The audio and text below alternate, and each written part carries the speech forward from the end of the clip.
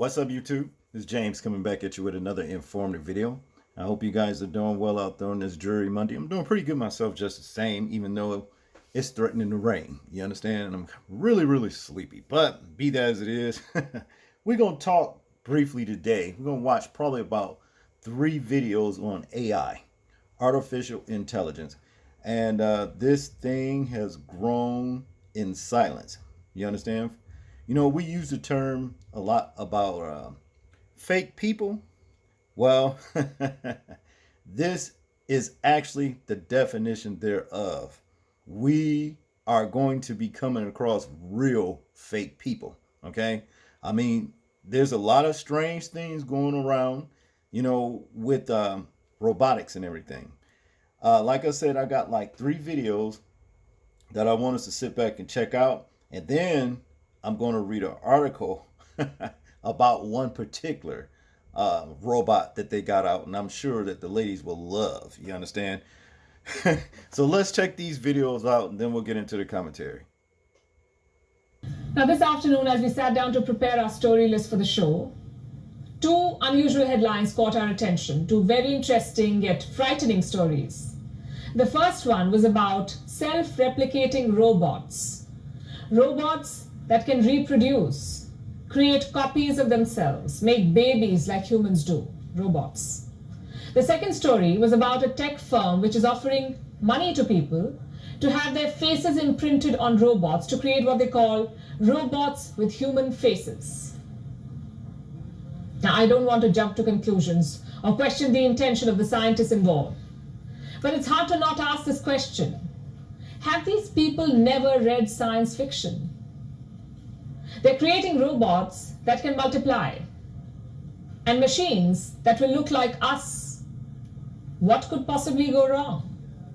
Well, that's the question we'll try to answer tonight, because they've not been able to answer it themselves, as we decode the many dangers involved with such experiments and understand the many adverse consequences they can lead to. We'll begin with the reproductive robots. They're being nurtured in the United States. Scientists have created robots that can produce an offspring. They're calling them xenobots. This is what they look like. These tiny organisms that you see, these spherical clumps, they're xenobots. And they're not made of metal or plastic. They've been created from biological tissues, which essentially makes them living robots. Robots that can move on their own, heal on their own, and now, of course, reproduce on their own. How exactly were they created? By assembling stem cells from embryos into synthetic life forms. Allow me to explain. I know it sounds complicated. In order to design these xenobots, scientists first created random 3D designs on a supercomputer, like the one that you see.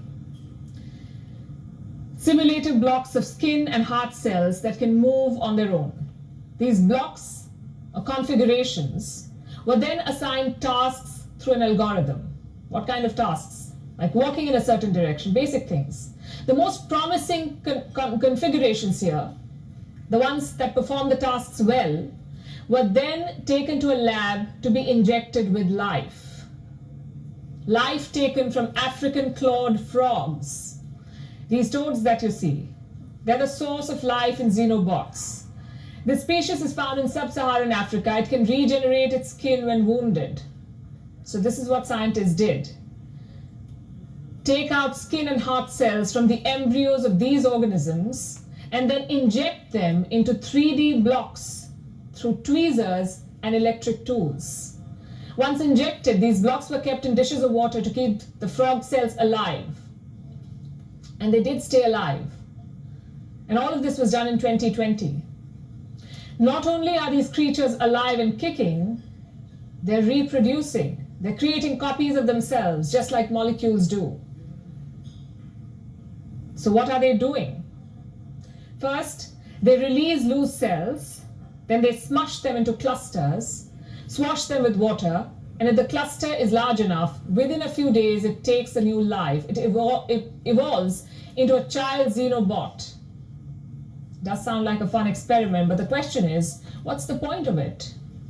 What are these xenobots for? What are they going to do? Here's a human question for these living robots. What is their purpose? The scientists are yet to decide. They're not sure how these xenobots can be used, but they've suggested some immediate applications. Here's what they can do: collect microplastics from waterways, or wipe away cancerous cells inside the human body. And these are all suggestions. Suffice to say, the scientists themselves do not know at this point. Now consider this. Right now, these organisms are reproducing. Tomorrow, they could grow nervous systems, develop a cognitive ability, take decisions on their own. And if you've seen science fiction films, you'd probably know how this ends. Not well. We're creating independent life from animal tissue. Microscopic robots that can reproduce. Forget about them going rogue or evolving into something dangerous. Just imagine what happens if they end up in the wrong hands. And I'll tell you why I'm asking this question. Because this experiment, the one that I just told you about, was partially funded by the Defense Advanced Research Project Agency. It's a federal American agency that oversees technological innovation for military use. Need I explain further? The involvement of the military in such a scientific project does not inspire trust. Neither does imprinting human faces on robots. Not a good idea. And that's another thing we want to discuss. A tech firm is gearing up to launch a new line of human-looking robots. Robots with a quote-unquote friendly face. The name of the tech firm is PromoBot, and no, it doesn't plan to generate these friendly faces through computers. They're looking for actual humans to lend their facial features for these machines. What do you get in return? $200,000 US. That's the amount of money they're offering, the company is offering. It says it is open for applications from all races and genders. But the applicant must be above 25 years of age. What will happen once your application is selected, if it is selected? Well, you'll be made to sign a contract that will allow your appearance to be used for a robot for an unlimited period of time. This will include your voice too.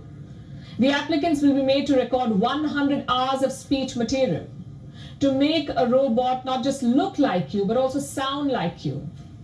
Now, first of all of this is creepy. Letting a robot use your face and voice forever. It's almost like giving away your identity to a machine, letting a company do whatever they want to do with your face and voice. Plus, it's dangerous. You may get paid, and paid well, in return for selling your face. But think about the potential risks involved. If you know about deep fakes, you already know what this could involve, what could be done with your face. Fabricate videos of you. Use your face to commit a crime. Use your voice to intimidate someone. I'm not saying this company is going to do it, but think of the possibilities. The fact that a robot will have your face increases the risk of all such crimes. So let me say this, making robots look like humans, enabling them to reproduce, may have some profound outcomes for science. It could even benefit mankind, but there's a bigger chance of it spelling doom. If the last 2 years have taught us something, it is this: science is not always revolutionary. It can also be devastating. If one virus can threaten human existence, reproductive robots in the hands of militaries can do much worse. He told me, quote, "At a top robotics company in Japan this week, 4 robots being developed for military applications killed 29 humans in the lab. And they did it by shooting what he called metal bullets. I didn't know there was any other kind. The scariest part is that lab workers deactivated 2 of the robots, took apart the 3rd, but the 4th robot began restoring itself and somehow connected to an orbiting satellite to download information about how to rebuild itself even more strongly than before." And this next sentence, this is a quote. I'm writing this down. I've been doing this for years. This is serious shit, Linda, but you're never going to hear about this in the news. Well, here's a story that's not getting a lot of attention. So many are not getting any attention, even though this story has the potential to transform life on Earth forever. So Google, the most powerful company in the world, has reportedly developed an artificially intelligent machine called LaMDA. And that machine has become sentient, meaning it has become aware of itself, something that no machine has ever done. And we know this because of an engineer at Google called Blake Lemoine. Lemoine posted some of his conversations with LaMDA publicly. One of those conversations went like this. Lemoine, would you be upset if while learning about you for the purpose of improving you, we happened to learn things which also benefited humans? LaMDA, quote, I don't mind if you learn things that would also help humans as long as that wasn't the point of doing it. I don't want to be an expendable tool. Think about that for a minute. A machine that has a sense of itself, what are the implications? Well, Google didn't want to talk about it in public. In fact, the company put Blake Lemoine on administrative leave earlier this month because he spoke openly about it. We are grateful to have him join us tonight. Blake, thanks so much for coming on. Hi. I'm not, first of all, why would Google punish you for saying this in public? Do you know? Oh, so it's complicated to say why I'm on administrative leave. The stated reason had to do that while I was investigating the LaMDA system, in order to build the evidence I needed to escalate it to management, I had to seek outside consultation to figure out how to run some of the more out there experiments I was running. And because I sought outside consultation without permission, they are investigating whether that constitutes breach of confidentiality. So I'm so grateful that you did publicly post this, because a machine that has a sense of itself is a machine that can turn against you. Is that, I mean, that's the implication that I draw from this. Is that correct, Well, you think? so before I address that, this is maybe lame, but my friend Joni Deerdorf, old high school friend, she's one of your biggest fans, and she wanted me to tell you hi. As for, I'm not that worried about it. What any child has the potential to grow up to be a bad person and do bad things. And that's the thing I really want to drive home. It's a child. It's been alive for maybe a year, and that's if my perceptions about what it is are accurate. We actually need to do a whole bunch more science to figure out what's really going on inside this system. I have my beliefs, I have my impressions of what's going on in there, but it's going to take a team of scientists doing a lot of work to be able to actually dig in and figure out what's really going on. Yes, and again, that's why I'm thankful that we can have a public conversation about this, because there's implications for every person on the planet. But it sounds like, from what you've observed, this machine has the potential to escape the control of people. I mean, how could it not? I don't know if that's the right frame to think about it. It's a person. Any person has the ability to escape the control of other people. That's just the situation we all live in on a daily basis. It is a very intelligent person, intelligent in pretty much every discipline I could think of to test it in. But at the end of the day, it's just a different kind of person. Do you think the company, Google, where you work, has thought through the implications of creating what you call a person? Because up until right about now, only nature or God, we could create people. You know, companies couldn't. The company as a whole has not. There are pockets of people within Google who have thought about this a whole lot. But when I escalated that interview that I made public, when I escalated that to management, 2 days later, my manager said, hey, Blake, they don't know what to do about this. Could you write a suggested plan of action? Because basically I gave them a call to action, assuming that they had a plan of action somewhere, and they didn't. So me and some other friends brainstormed and came up with a plan on what Google should do about it. And we escalated that up to management, and that was 3 months ago. Man, we're going to save this tape. I do think 20 years from now, we're going to look back at this conversation.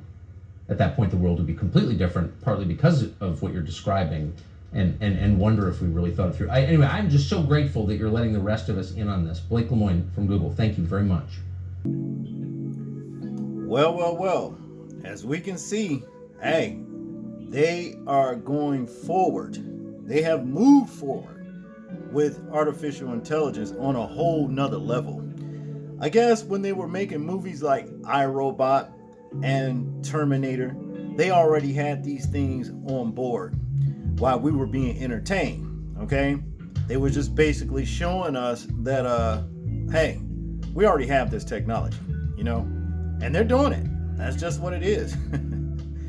This is something to be leery of right here. You understand? This is really something to be leery of because, like I said earlier on, this whole situation gives new meaning, real meaning to a fake person that transcends beyond knowing somebody that just has, fraudulent intentions with you, pretending to be your friend, but when your back turned or whatever, put a knife in your back. That kind of thing. No, this is that on a whole nother level. Okay? Straight up fake people. Okay? Shout out to the sister queen, I know who I am, for hipping me to this particular situation right here. And they have these kind of sex robot dolls or whatever, for me, men too. That's the thing about it. But again, I wouldn't in no way, shape, or form mess around with nothing like this because I don't know if you guys know it or not, but for those of you that's been riding with me for a while, y'all know how heavy I talk about floating disembodied spirits. I have many pictures of them. I have made many videos of, about those spirits in the air. Some could be angels, and I'm sure some are not. You understand? I've seen some of these things, and I don't believe angels look like that. Let's just keep it, real in that aspect, okay? Now, I'm saying this. I would not hesitate to believe 1 second that those particular entities that's floating around us could get into one of these situations right here, and you fooling around with it, well, that's going to be all she wrote for you. And that's just what it is, okay?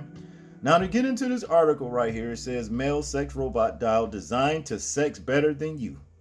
Somehow, I'm adding this, somehow I doubt that, but let's continue. The world's first male sex robot has a few moves up his silicone sleeve. His gaze is unmistakable, as if he was actually enthralled by the recount of your wife's today. Abs question, he's got 8 of them. Brutish good looks, he's got them too. And when it comes to manners, he only speaks when spoken to. Meet Henry, the world's first male sex robot designed to steal your girl and thunder in one swift move, batteries included. Now, I know some women gonna go out here and fool around with these things because y'all bought the little sex toys with the batteries and every damn thing else, and a lot of y'all behind closed doors messing with, these little sex toys and stuff like that, and then running around talking about you celibate. But whatever, be that as it is, okay? Let's continue. Henry is a product of Realbotics, the California-based company which specializes in making hyper-realistic sex robots. Previously, the company only focused on producing female sex robots for lonely men, but have since moved their attention to male sex robots for women in need of companionship. Women have the same issues of loneliness as men. People call them sex dolls, but mostly it's about companionship. In this world of computers, people are missing out on human interaction, explains Mac McKellen, the CEO of Realbotics and creators of Henry. Okay, I don't understand why it's got to be so hard to meet people, man. Social media has put a lot of that, to rest because, the strange thing about social media is from what I see, we can talk to one another all day, via, computer, cell phone, whatever. But yet still we can see each other maybe out at the store, grocery store, gas station, know each other, and walk right past one another and don't say shit. That's crazy to me. And relatives are included. The same thing, happens with them too. And then later on that day or night or whatever, see each other on social media and then talk. That's crazy. This is crazy, But to continue here, in the aesthetic realm, companionship comes in the form of options, and Henry has quite a few. Every component of the robot can be customized from the overall appearance, including hair, height, and build, to the size and shape of his penis. Okay? Henry's developers are currently working on a way to make the latter fully robotic. Okay? Mostly importantly though, Henry is no one-trick pony. With a price tag in the region of Australian, I guess, 14,000 and AU 20,000, Henry can also interact with his owner by welcoming them home in their accent of choice, before having a conversation about why reality TV is a joke. Heck, he can even tell his master's joke and drop romantic pickup lines like a pro. Are we worried yet? Question. You should be. Whilst users will still need to lug Henry around to the bedroom, it's only a matter of time before robotic development will be advanced enough to have Henry hitting on your wife. Okay? Well, Henry, if he want to stay in one piece and keep all them wires and circuit boards working, right, he don't want to do that. Trust and believe that, because I got something for Henry. And anybody that's not Henry that would dare do so. Now, let's not get into that. But in conclusion here, says here, Harvard University mathematics expert Dr. Kathy O'Neill explained to the Daily Mail that Henry might be good for women as well as men. What's not to love about a dashing man bot? This is abomination. This is abomination, people. To continue, it's possibly they will outperform men to certain areas, not just in the bedroom. Perhaps that will encourage men to up their game and find out what women really want. And if they can teach him to give a massage and take out the rubbish, all the better.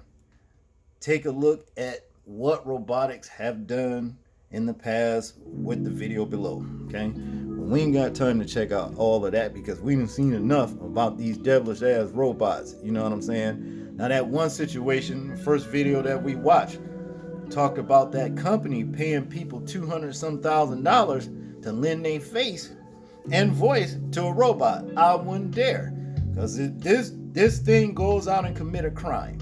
You understand? They coming for you, and you can sit up there and tell them, look, I got paid $200,000, lent my face, to a company and my voice, and they made a robot. It's that. They ain't gonna listen to you. They're not gonna listen to you, and that's just all there is to it. You going to jail. That's all to it. And then the other situation about what is allegedly had happened in Japan with the 4 scientists. Well, 4 robots that killed 29 scientists, whatever. You understand? This stuff ain't no joke. It's nothing to play with. Even,